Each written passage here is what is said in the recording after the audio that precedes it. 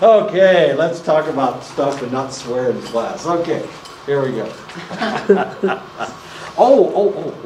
I'm not going to tell you. Okay, I'll tell you after class. Ethnic divinity. So we were talking about, we were looking at this guy. Where is this guy? Wait a minute. There he is. Schrader and his colleagues. They talked about ethics of autonomy, ethics of community, and ethics of divinity.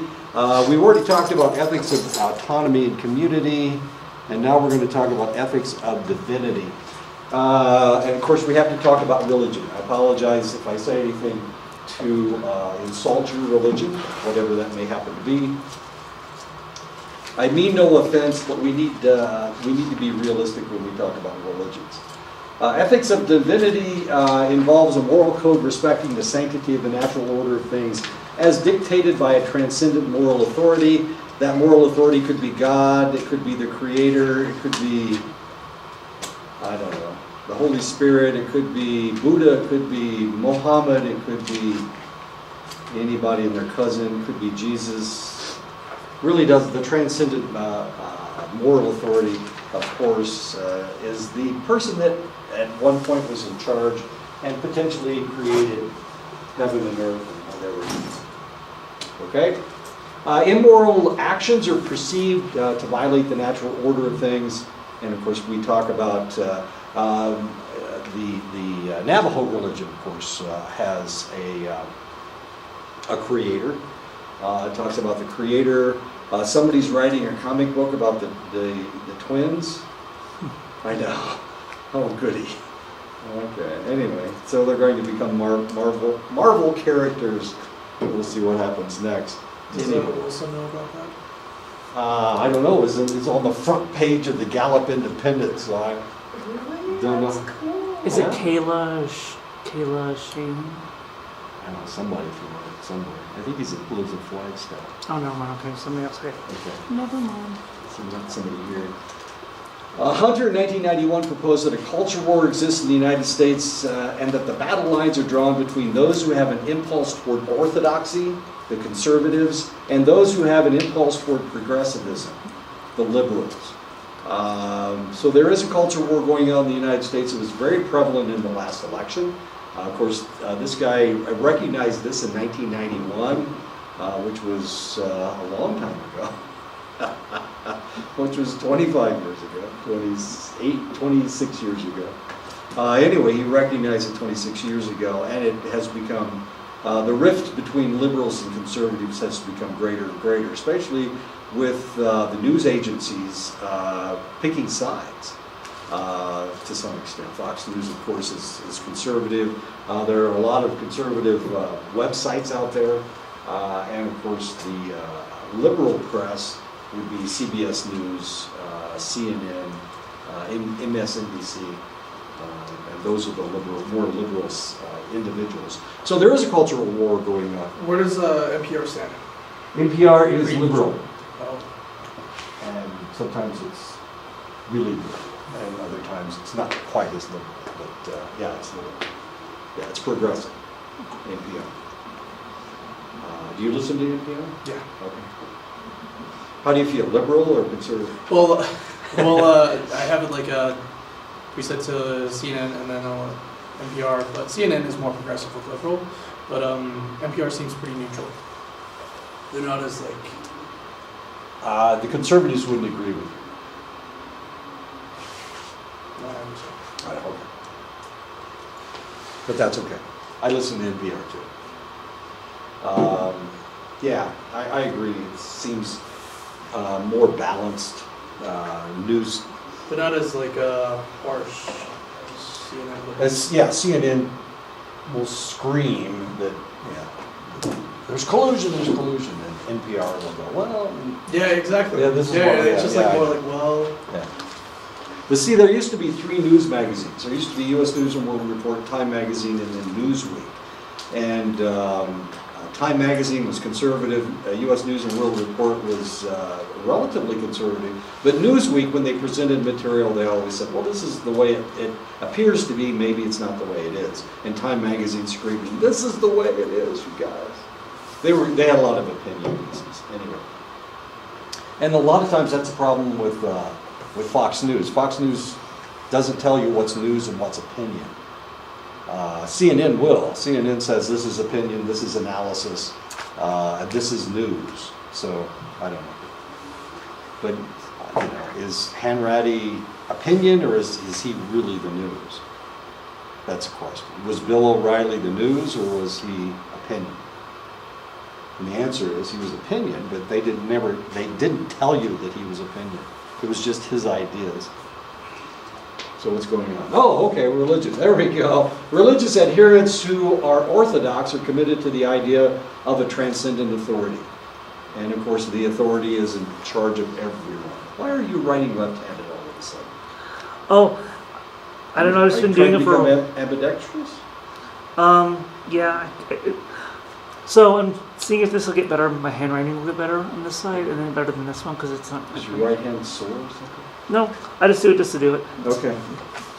No, that's okay. I'll not be bothered by it. I'll try not to. This authority is viewed to have existed long before humans and is operating independently of people. The authority is believed to be more knowledgeable and more powerful than all of human experience. I was reading, and I read about religion all the time. I apologize for being so cynical or skeptical. But I was reading the other day and they were saying that we have no idea what God's plan is, that kind of thing. And I was thinking, Live long and prosper. if that's your idea, then you have no control over anything. You feel like you have no control over anything. It didn't make any sense to me, but then, like I said, I'm cynical and skeptical at the same time. In the Orthodox view, this transcendent authority created a moral code and revealed it to human beings in sacred texts. And of course, we can talk about the Bhagavad Gita, we can talk about, I can't even think of the one for the Zoroastrians, the Bible, of course, the Quran, the Talmud, whatnot. The moral code is perceived to stand across all times and circumstances and should not be altered to accommodate any social changes or individual differences. And there are some denominations out there that read the Bible literally. They read it and follow it to the letter. The Jewish religion will follow its rituals to the letter. There are individuals that do that. Most Jewish people don't, but there are people that do. Not eating pork and whatnot. Not having sex with your wife when she's 5 days before her menstrual period and 5 days after her menstrual period, those kinds of things. Individuals in society are expected to adapt themselves to this ordained moral code, and of course, if you do not, then according to these individuals, then you are a sinner, and therefore they don't need to worry about you because you're subhuman. At that point, you become subhuman.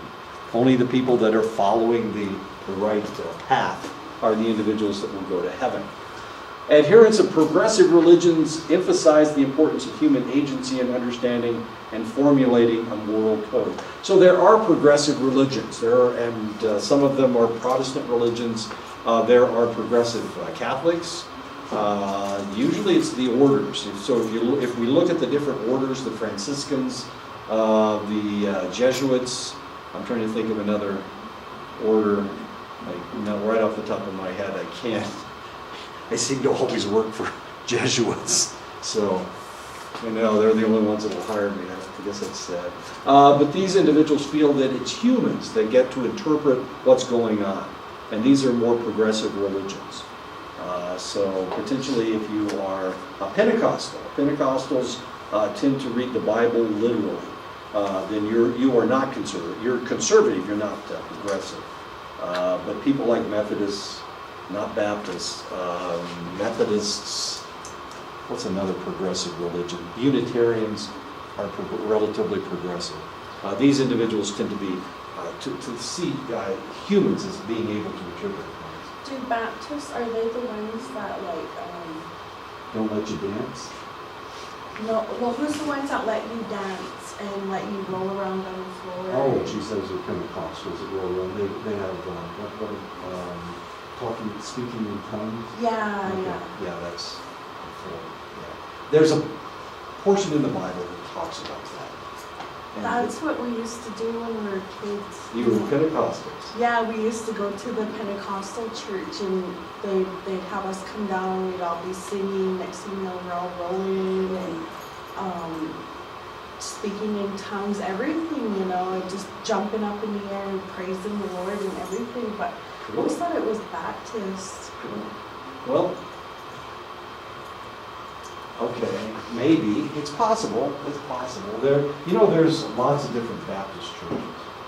There's Southern Baptist, there's American Baptist, there's all kinds of interesting denominations of Baptist. So Baptists don't let you do that though. They don't let you dance usually. Dancing is against the rules. Oh, okay, so. They don't sing in church. Who, the Baptists don't sing. I don't know, I go to this church, I thought it was like the Baptist, or I don't even know.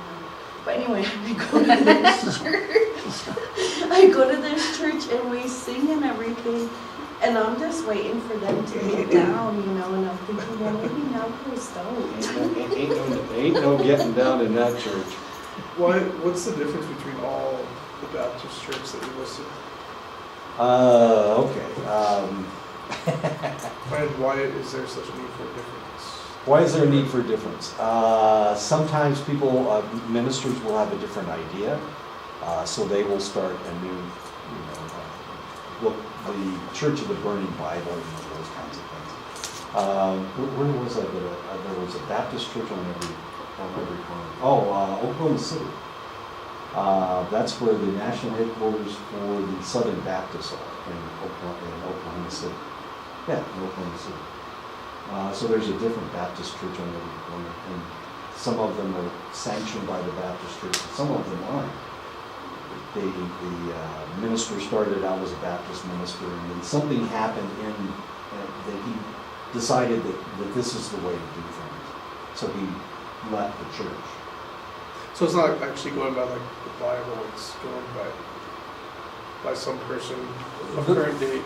Well, the reality is that there's a lot of different books in the Bible, and there's a lot of different stuff in there. And most people pick and choose which parts they're going to follow. Yeah. Okay, so he may have decided, the Baptists usually don't read this portion of the Bible. I want to read this portion of the Bible, but if I do, I'll have to leave the church in order to start preaching about this section of the Bible. And that's usually what happens. Lots of stuff in the Bible, Old and New Testament. So it's pretty good. A lot of stuff in it. So he may decide. That's just the way it works.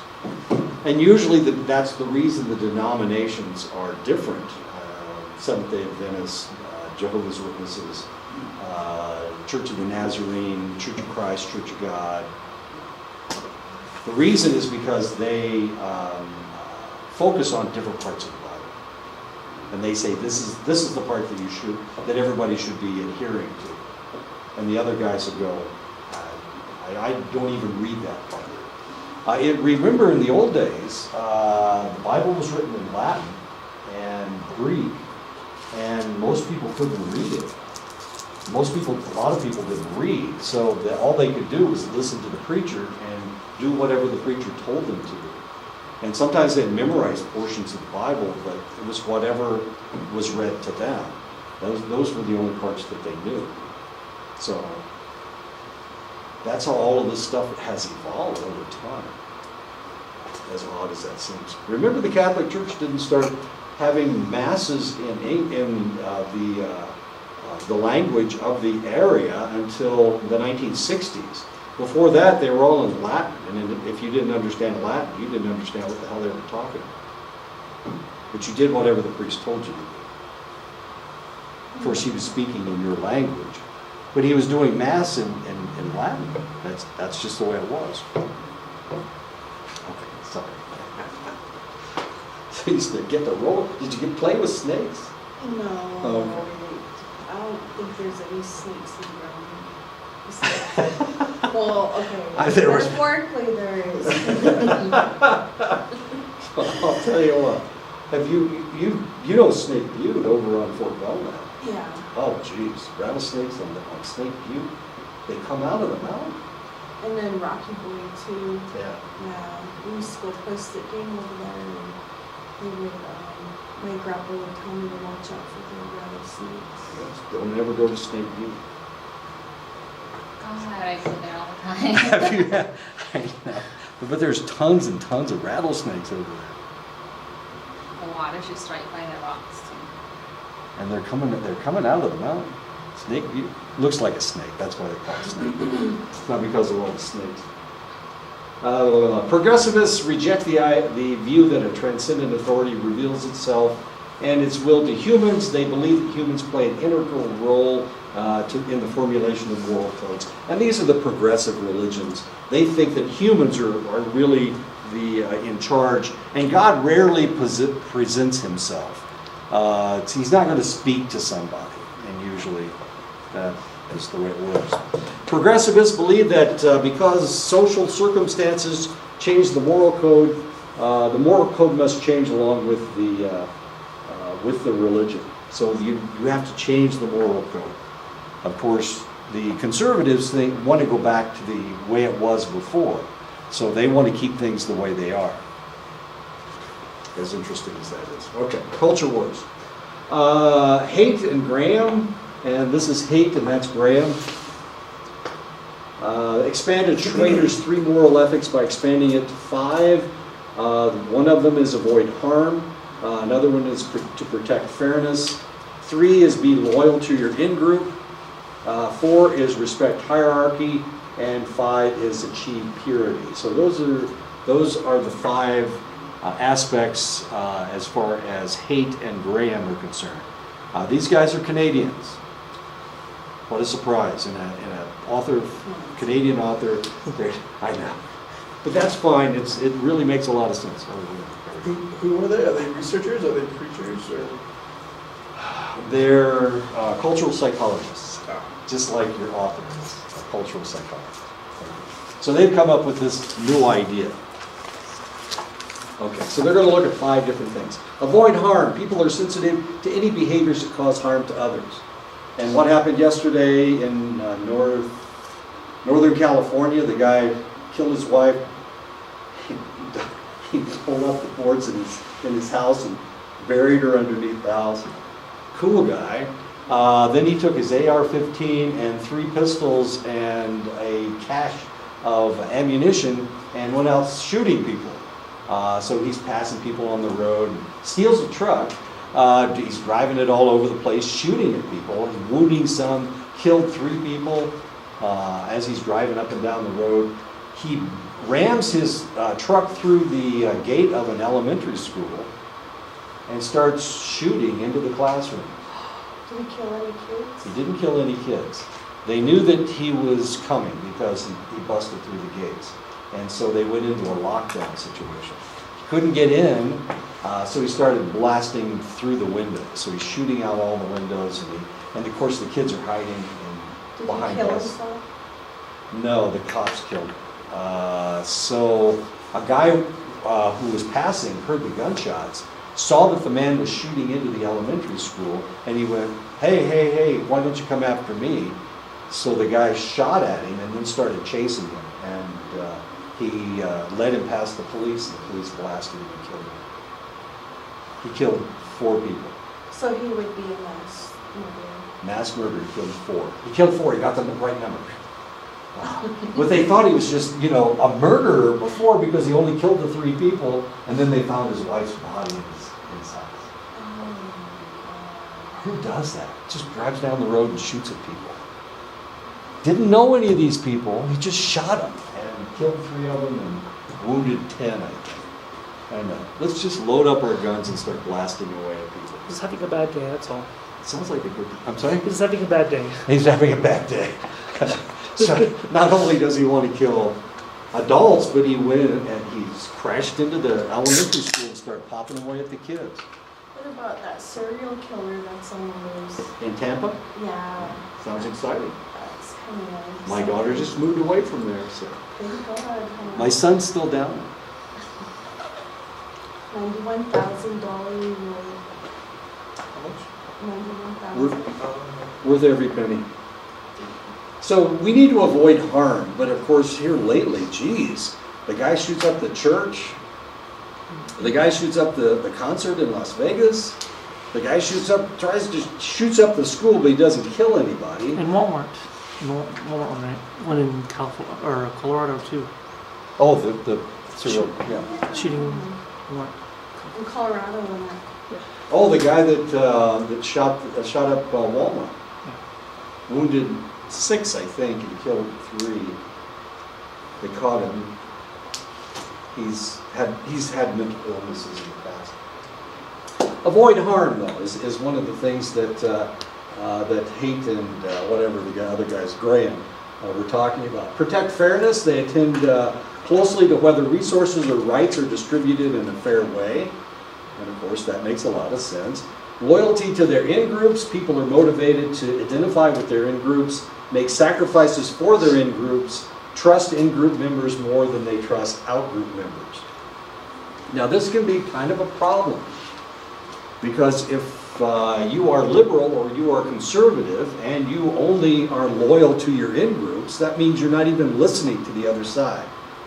So people who watch Fox News don't watch CNN, and they have no idea what CNN is talking about. So they only adhere to their own ideas. They never look at anybody else's ideas. The liberals are doing the same thing. They only watch CNN and listen to NPR. So they have no idea what the conservatives are talking about. I'm actually kind of annoyed by CNN. They just constantly just talk about the White House. Yeah.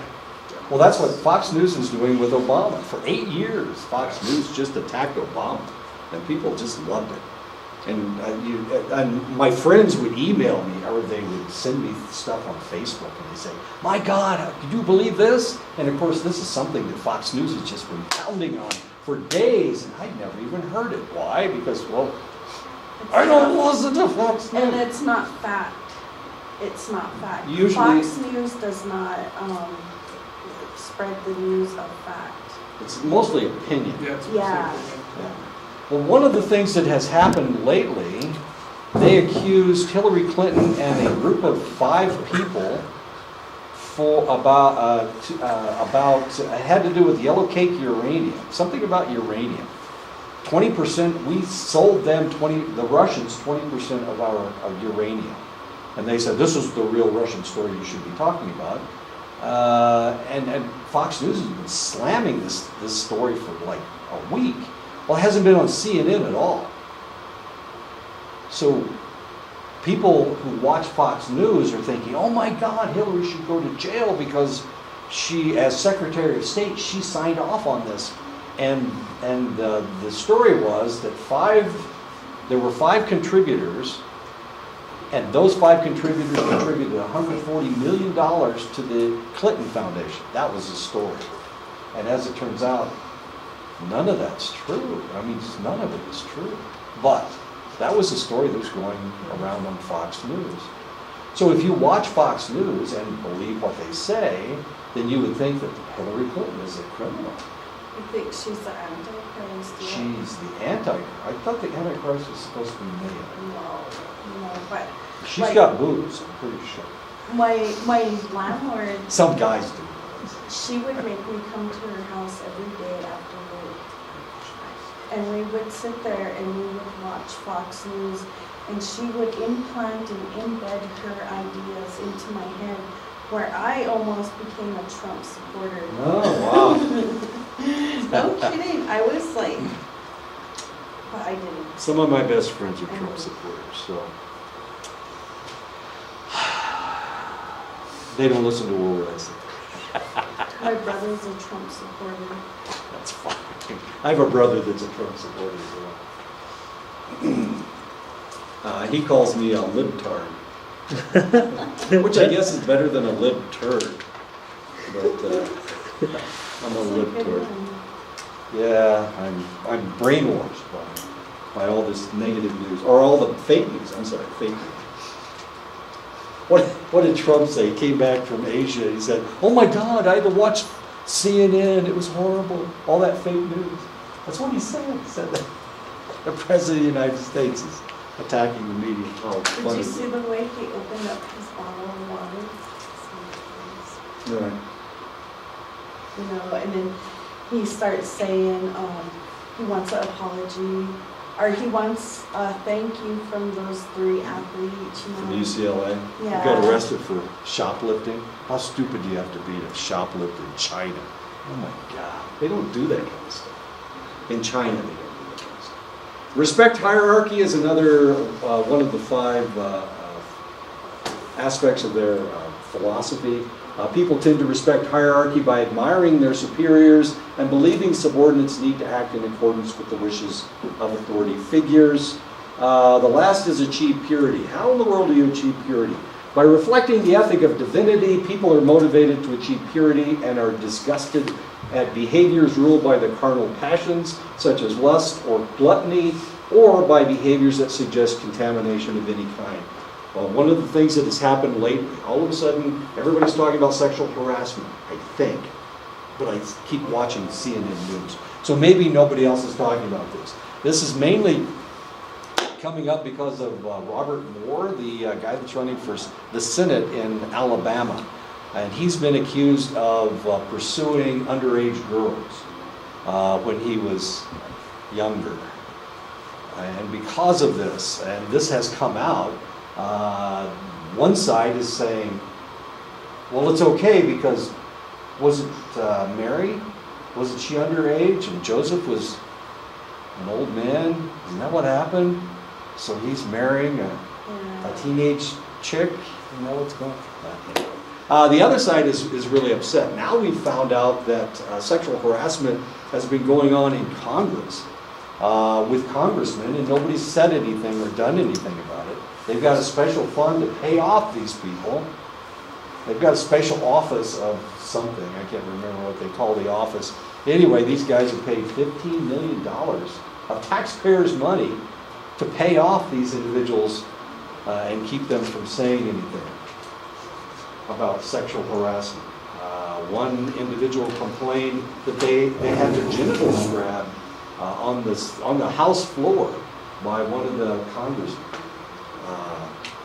Well, anyway, achieve purity that we're trying to, and all of a sudden, of course, people are talking about this, and this has become an issue in politics.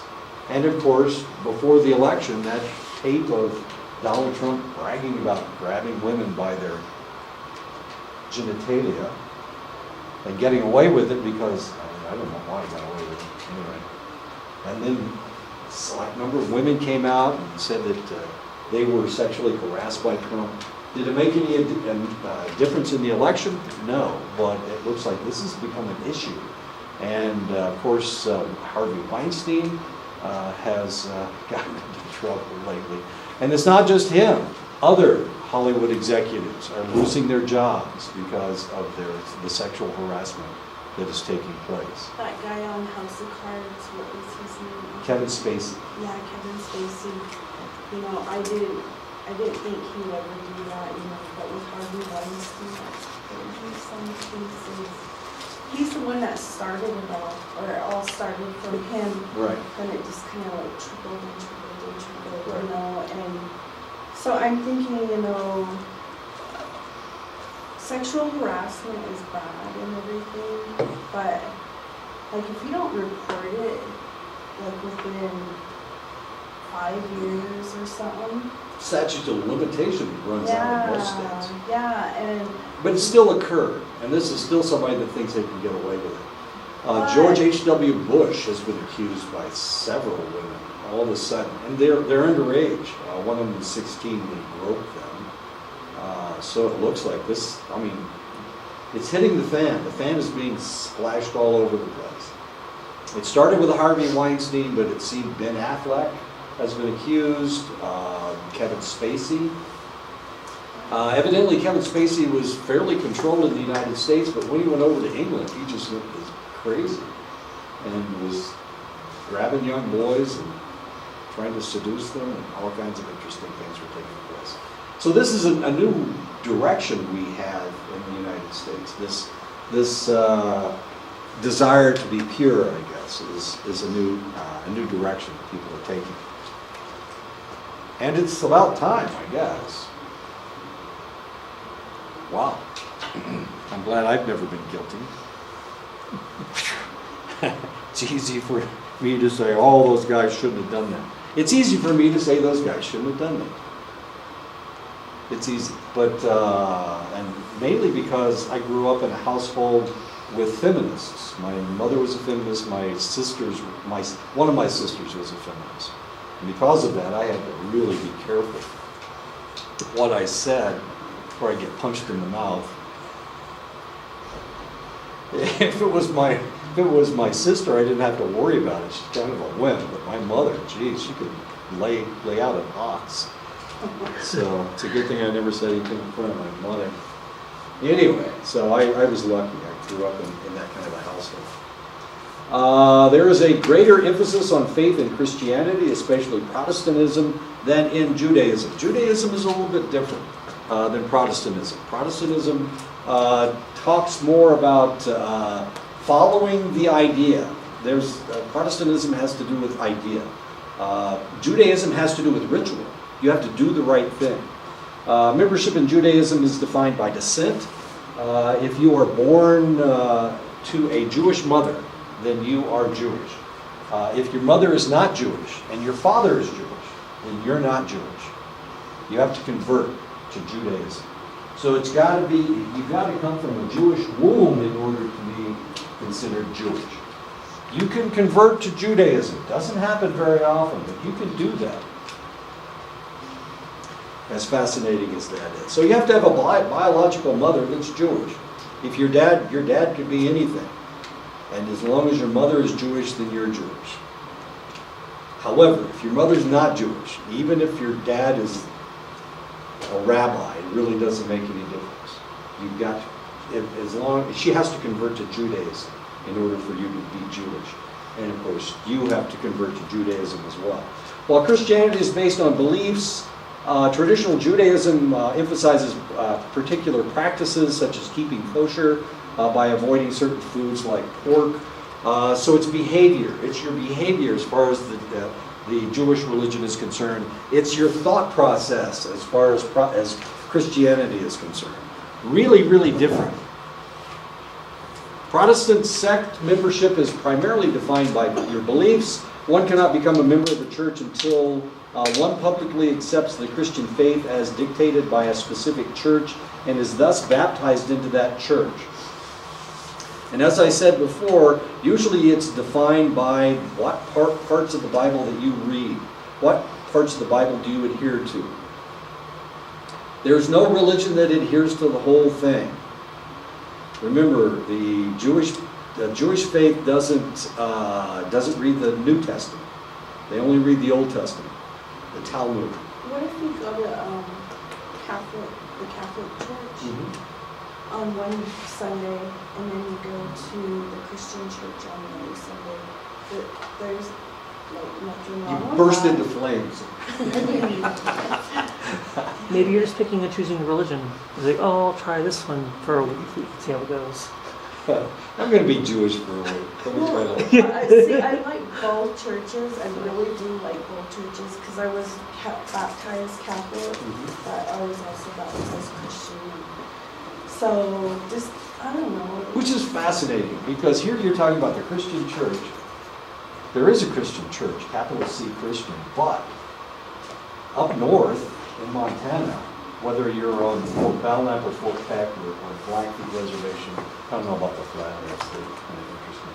But you guys refer to you're either Catholic or the words should be Protestant, but you're using the word Christian, which is really fascinating because Catholics are really Christians. They're Christians. Oh, really? Of course. So we should be saying Protestant. You should be saying Protestant. But you don't. You say Christian. Christian. I know. Because I got into this argument over and over. Or Holy Roller. Have you ever heard of Holy Roller? Evangelicals is what they have. They have the problem with evangelicals at Fort Belknap. I think it's the Holy Roller. I don't know. I'll have to ask. It's fascinating. On Fort Belknap, it's a log church. Right, Michelle, the log church? Over there by the school? It's a real log church. But they're evangelical. And for a while, they had a tribal chairman. Oh, thanks, Jeff. Sorry, I keep doing that. Over. That's okay. I'm just kidding. It probably excites them more than what I have to say. They had a tribal chairman that was evangelical, and she spelled her name with a small letter. So instead of capitalizing the first letter of her last name, it was a small letter.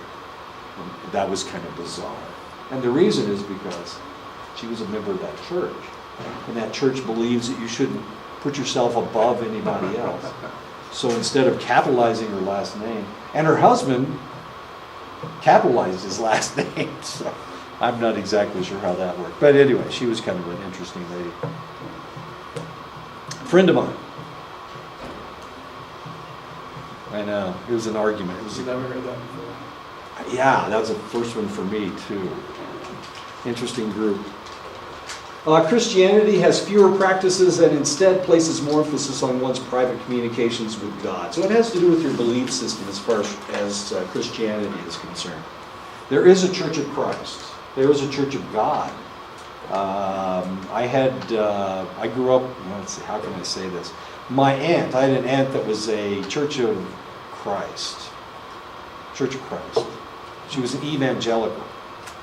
She was an evangelist. She would have tent meetings and make all buku dollars, pull in lots and lots of money so that to save people, which was kind of cool. This is before World War II, so don't get excited. Her major message was anti-Judaism. She was anti-Semitic. But before World War II, this was relatively common in the United States. There was a Catholic priest out of Chicago who preached anti-Semitism, and he was very, very popular. She was very popular because she preached anti-Semitism. But if you remember what happened in World War II, as soon as the war started, the federal government came in and shut all that stuff down.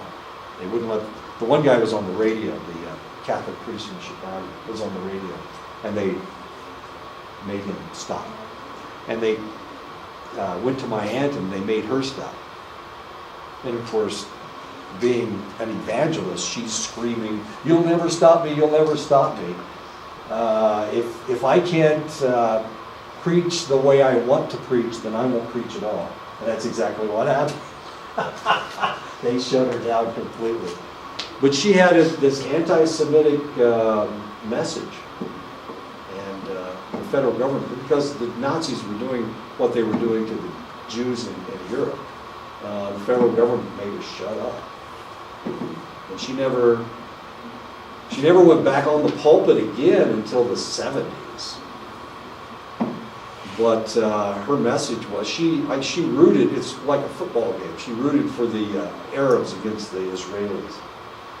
Come on, Arabs, come on, Arabs, that kind of stuff. I know, she was nuts. I never listened to her, I thought she was crazy. She also hated Catholics.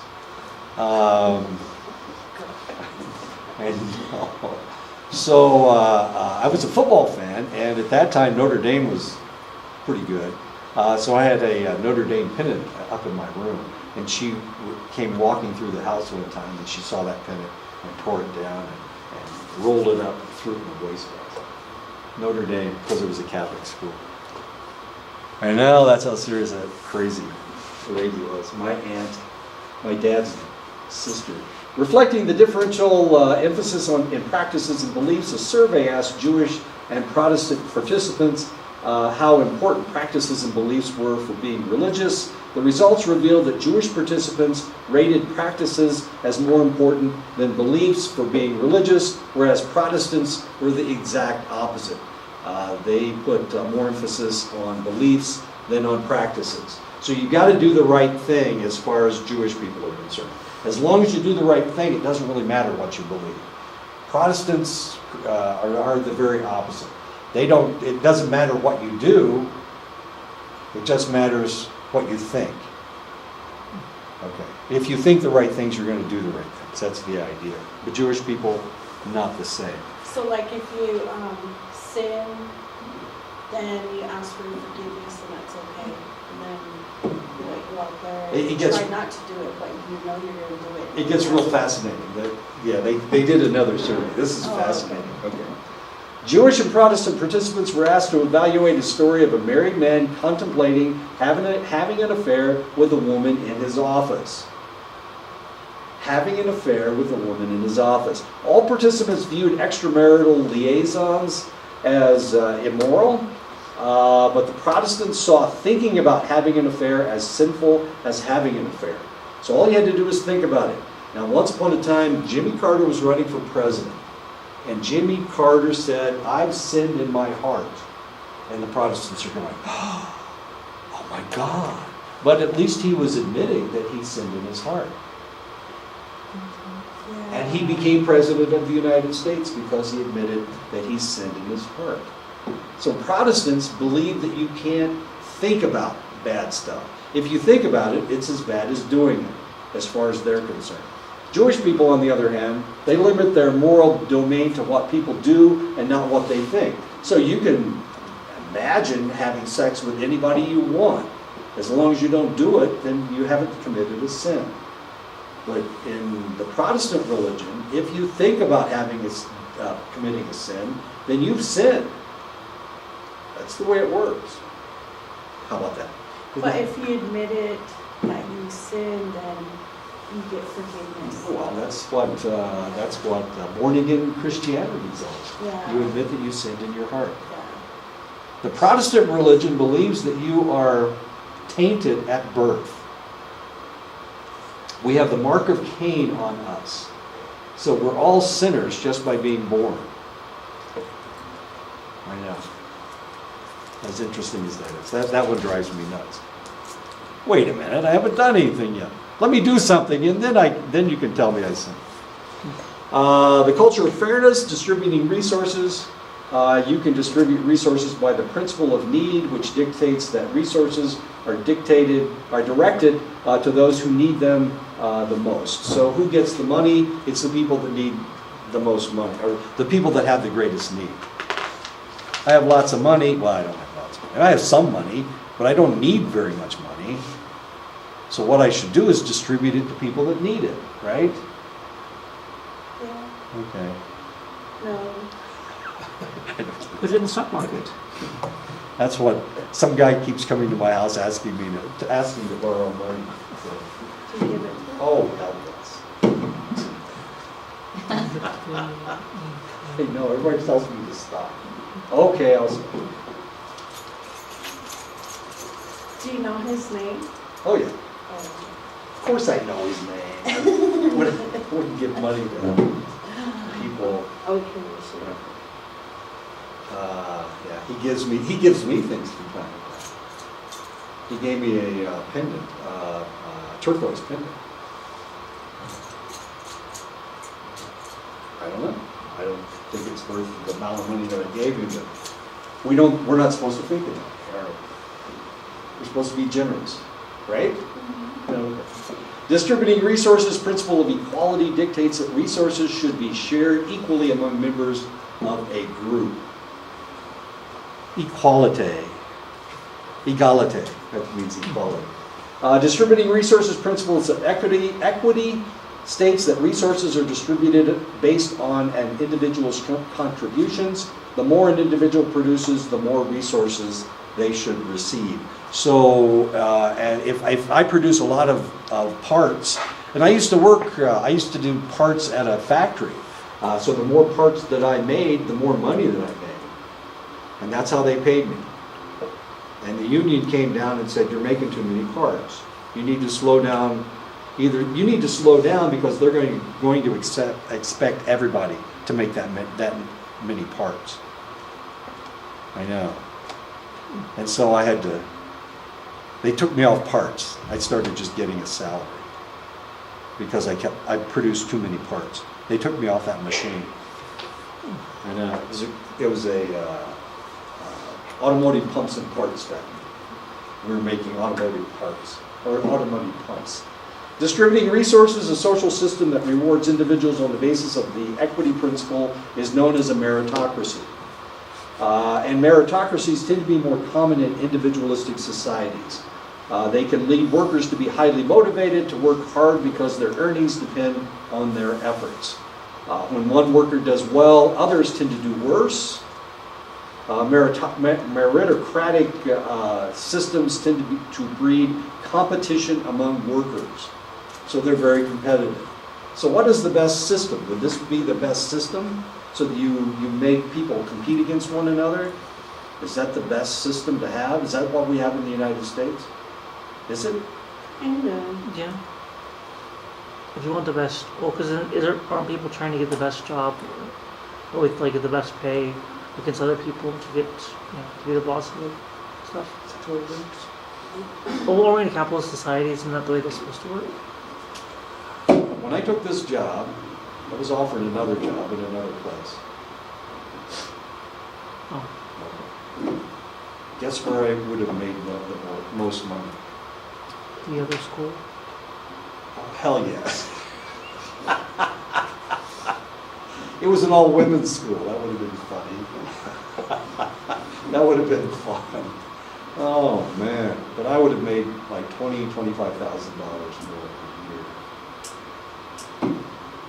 And it was in South Carolina. So why did I come here? What the hell's wrong with me? Because it was so My brother lived right up the street. still No. South Carolina. Yeah, it was South Carolina. Oh, my brother lives in North Carolina. South Carolina and North Carolina kind of like the same. No.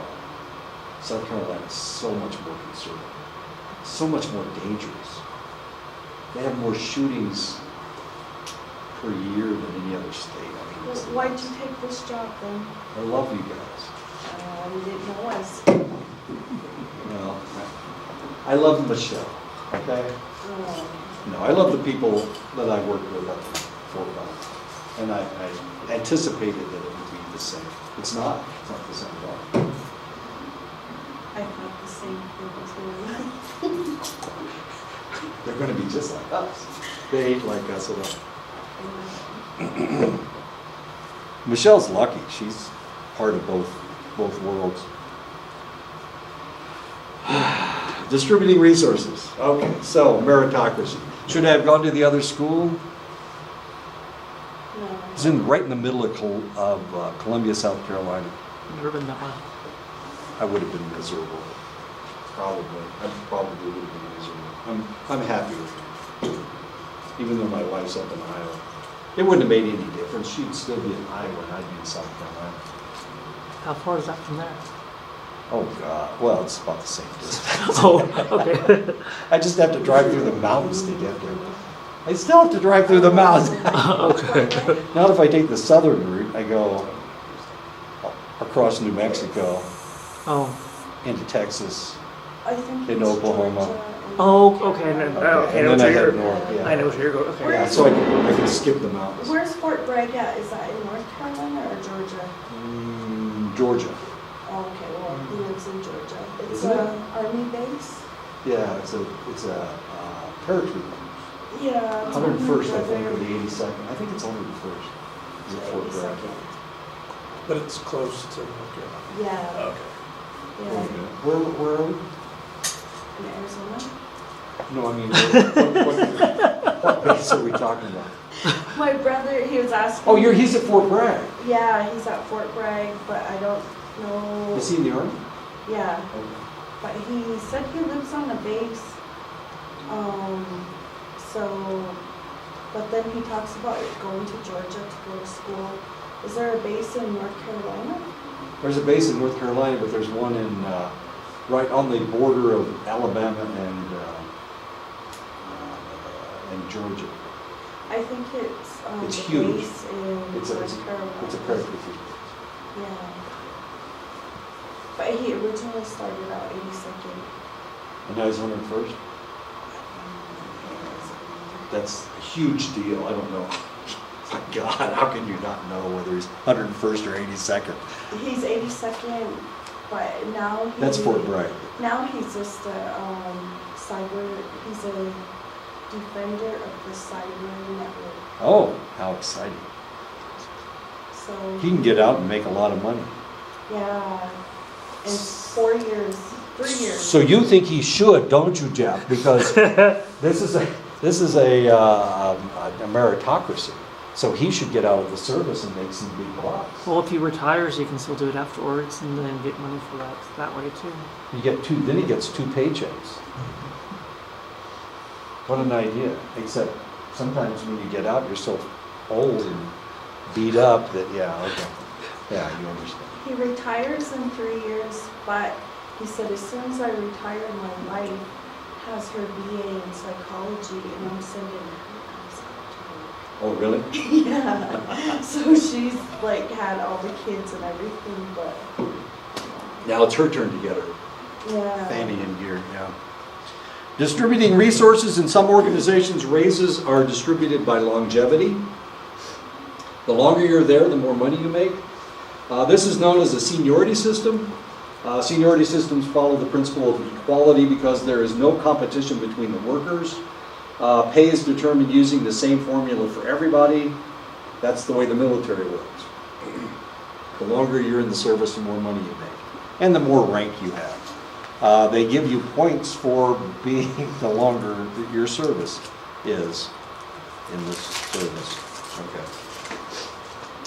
It is often assumed that merit-based pay is the way that ensures the greatest amount of effort from one's employees. However, Japanese workers have traditionally been among the hardest working in the world. There tends to be a great deal of voluntary overtime, and many workers never take their vacations. And Japanese companies tend to have more seniority-based pay than American organizations. Yeah, and that's just the way it works So wait, in Japan. So they work a lot. They have a work ethic, but they don't relax. Yeah, they don't. If sleeping at your desk is an honor in Japan. Like nap time. In the United States, of course, they would dock your pay for sleeping at your desk. But in Japan, it means you're working really, really hard. Okay. And you'll spend your lunch hour, instead of eating, You'll s- going away and eating someplace, you sit at your desk and you work and eat at the same time. That's the way you do it in Japan. Interesting. Instead of taking vacation, you work through vacation. So you don't take any time off. That's crazy. It's not that crazy. I never take any sick days. Do you get paid for sick days? Do they give you money for all those days you didn't take off? No, you lose them. That's what happens. You lose them.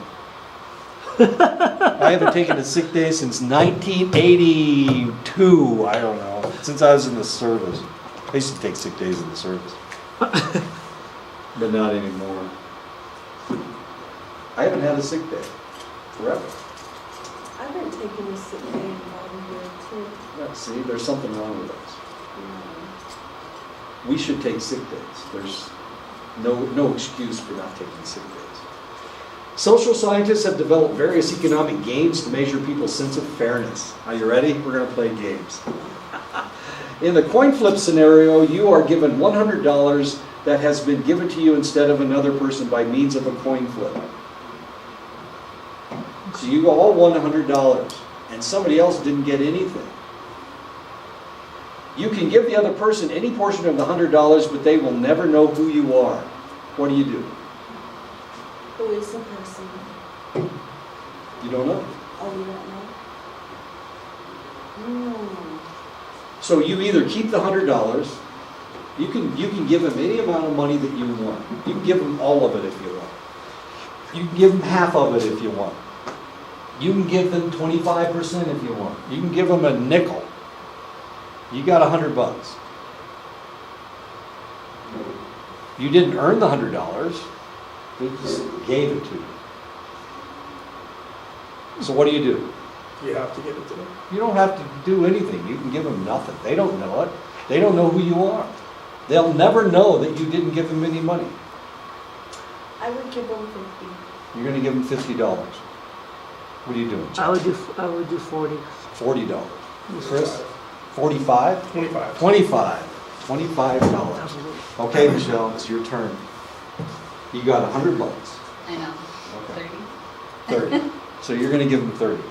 Okay, Yeah. that's fine. Doesn't make any difference. They don't know it anyway. You haven't screwed them out of anything because they don't even know what's going on. This is known as the dictator game. And there are various outcomes. Economic theory dictates that rational people, this is economic theory, this is those crazy business people. You guys are psychologists. If I did this in an econ class, this is what would happen. According to economic theory, the invisible partner should get nothing because they will never know who you are and they don't stand to gain anything from them. You can't get anything from them because they will never know. But you guys are psychologists. You're not economists. You're not business people. And this is one of the reasons why business people are such, can I say asshole? Round tight. They're different. They have different ideas. This is part of economic theory. Economic theory is that you accumulate as much as you possibly can. And you screw anybody that you possibly can to make money. And that's what business is all about. So are we better off training people to be businessmen or training them to be psychologists? Right now, this is the most popular program on the reservation. Before, it was business. It was, right? But now it's this. And this is known as the dictator game. Curiously, the economic theory almost never happens, except with business people. People around the world feel that keeping all the money for themselves is not right, and it just seems fair to give the other person some money. The most common decision that people make is a 50-50 split. So there you go. But if you were economists, if you were business people, you give them zippo. You give them nothing. Of course, they would never know. The idea is that you have to get something, reciprocity. You have to get something in return. That's the idea. When economists found that even Western college students were making irrational decisions in the dictator game by giving away money that they would not benefit from, they sought an explanation. This did not fit any economic models that they had developed. This didn't fit anything that they were teaching. They were teaching you to make as much profit as you possibly could, not to give anything back. So they were trying to figure out what the hell's going on. A surprise to everyone, people in the United States averaged the highest amount of money to the invisible partner in the dictator game, $47. What do we have? We had 50, 40. 40, 25. 25, 30. Michelle gave 30. Factors that dictated the concept of fairness included the amount of calories negotiated at market for food and being a member of a world religion, Christianity or Islam, where God observes one's fairness. And this is a picture of a man peeing in the ocean, and God's. That's so funny. But don't the fish do that anyway already? The fish and Where did the? No, they climb up on the shore and urinate in the sand. Everybody knows that. They don't pee in the water. Okay, so if you think that God is watching you all the time, of course, you have to do the right thing. Otherwise, God's going to know. He is watching you All the time. So Like all Santa this Claus. stuff is accumulating. If you're a member of a world religion, you believe that.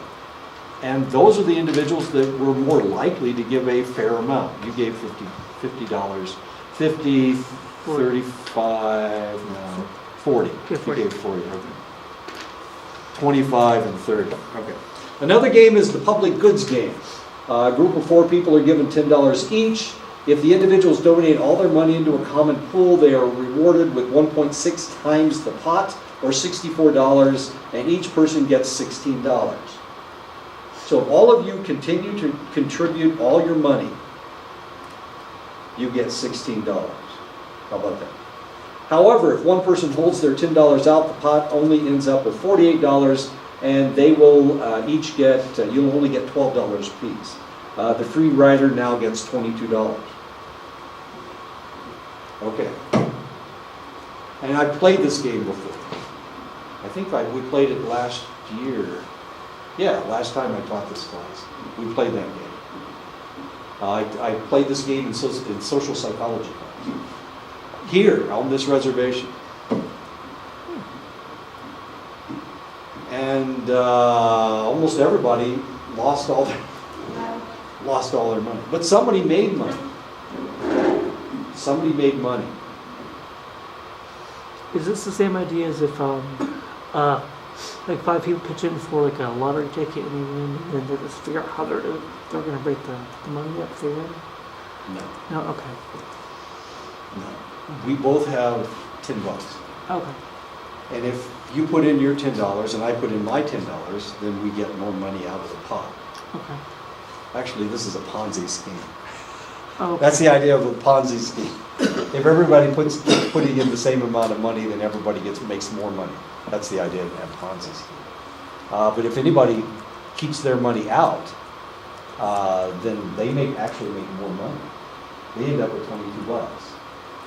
In this scenario, they make $22.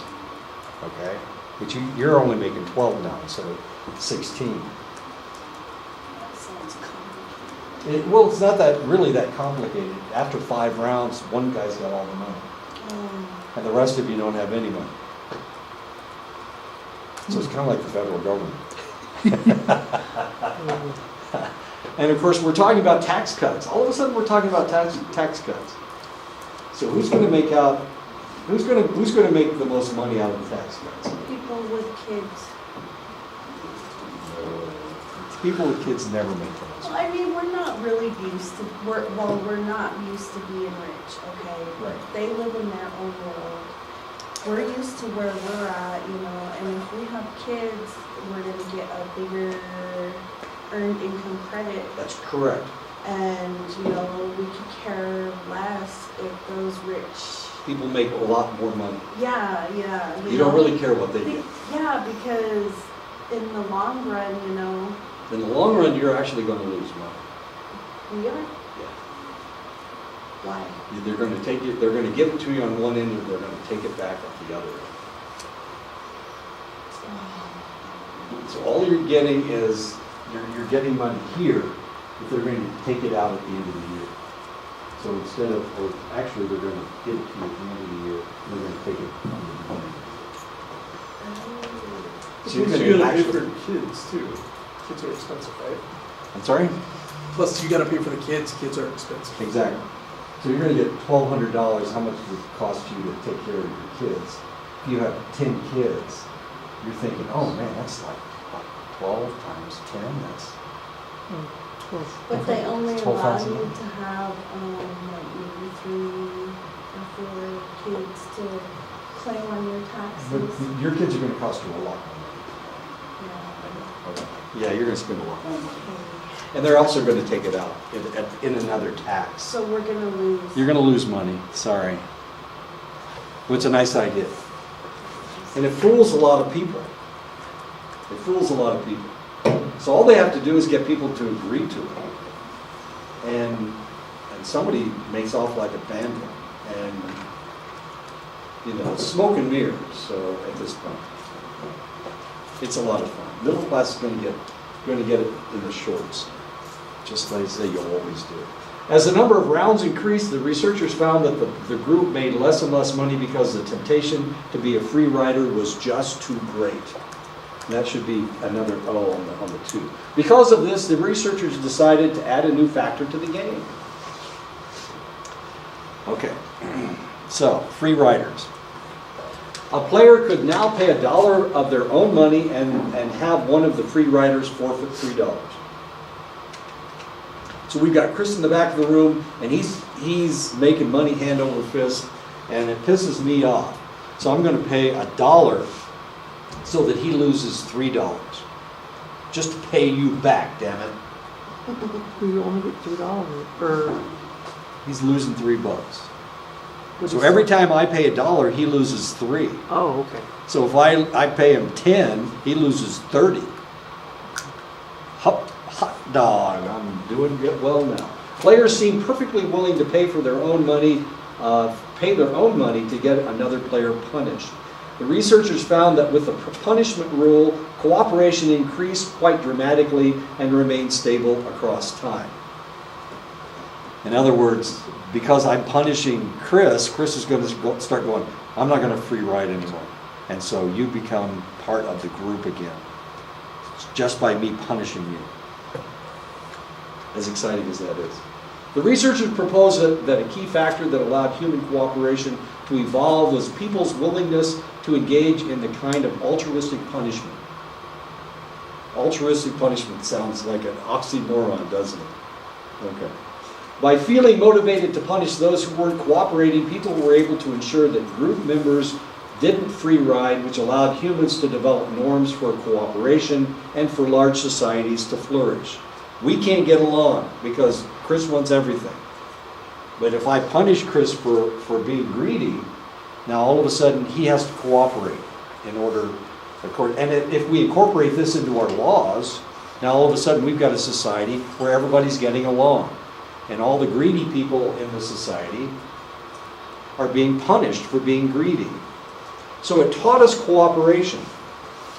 It sounds like the IRS. Sorry.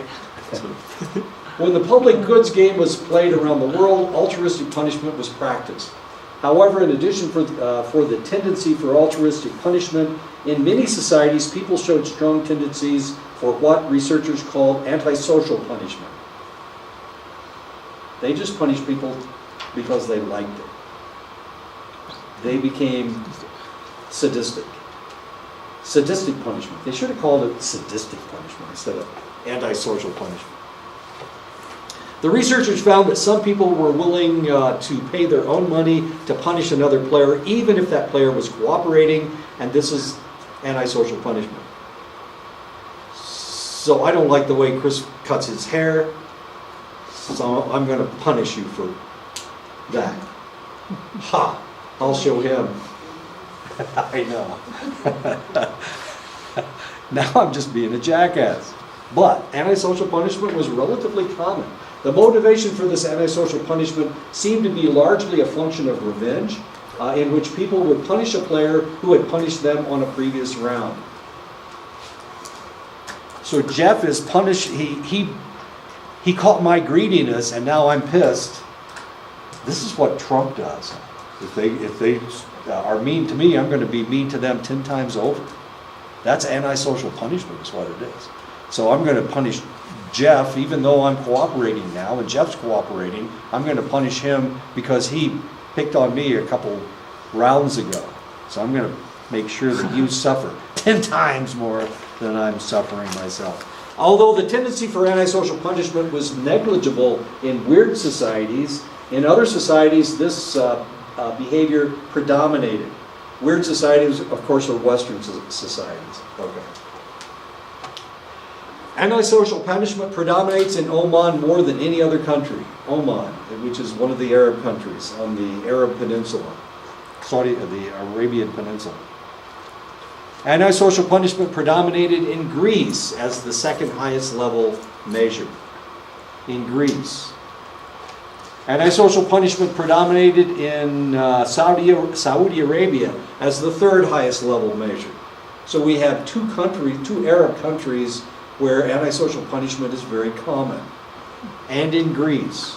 Are you ready for number 4? Antisocial punishment predominates in Russia as the fourth highest level measure. So Russia will punish you just to be mean. Now this becomes extremely important. Because remember, we keep saying, well, I don't know why the Russians would certainly get involved in our election. That doesn't make any sense at all. Well, it doesn't have to make any sense. Sometimes they're mean just to be mean. It's just the way it works. It's just the way it works. It's part of their personality. It gets worse. The notion that punishment promotes cooperation holds true only in societies characterized by norms for civic cooperation and high levels of trust. Antisocial punishment was entirely unexpected by the researchers who first discovered it, but it appears to be quite commonplace in many cultures, and it remains somewhat puzzling. They have no idea why it's happening, but we know that it does exist. The Russians get even more and more interesting. As we delve into their personalities, they become more and more interesting. The researchers' data show that societies with weaker norms for civic cooperation and a weaker rule of law engaged in more antisocial punishment in public goods games. Other researchers argue that antisocial punishment can be adaptive in contexts where the rule of law is insufficient, or you need to punish people, where the law isn't very strong. You may need it. Okay, one more. This is the last one. In dealing with a system that can't always be trusted to function, people come up with alternative ways to ensure that their needs are met. In Brazil, there is a complex sociocultural strategy called Jedinbo. I know, that's a tough one, isn't it? Jedinbo, by which people manipulate or dodge the official rules to achieve things. And it's accepted in Brazil. Jedinbo. Okay. That's in Brazil. So if you want something, then you skirt the rules, and it's perfectly acceptable. That's how it is in Montana too. That's what I think. It is. Next time, I've got this really interesting story about Russia next time. Yeah, we're almost there. We get to talk about the Russians. The Russians are interesting people. Remember, they were the second strongest country in the world, thanks to